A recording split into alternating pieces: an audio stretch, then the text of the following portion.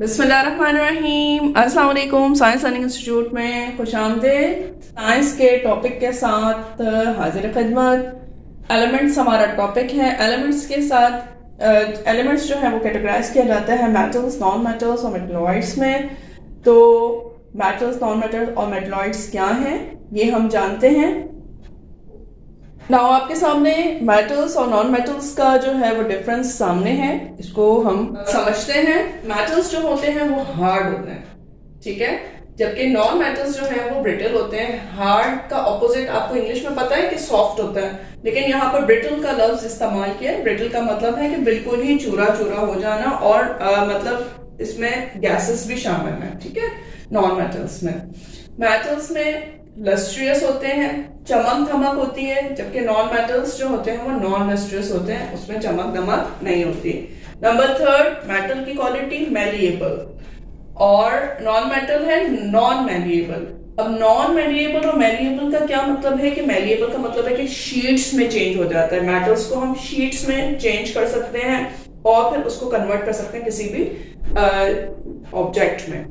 तो non metals जो होते हैं वो नॉन मैलिएबल होते हैं। Number D, metals good conductors of heat and electricity. हरारत और बिजली जो पास हो सकती है वो है मेटल्स, ठीक है, और जो इन चीजों को कंडक्ट नहीं कर सकते, जो जिनमें से पास ऑन नहीं हो सकती, वो है नॉन मेटल्स। एग्जाम्पल्स है आपके सामने मेटल्स की, gold, silver, copper, iron etcetera. इनके बारे में आप सोचेंगे तो आपको ऑलरेडी समझ में आ जाएगा कि ये मेटल्स हैं, इनमें चमक धमक है। गोल्ड के बारे में आप सोचेंगे हार्ड होता है, लस्ट्रियस होता है, मैलिएबल होता है, good conductor of heat and electricity है।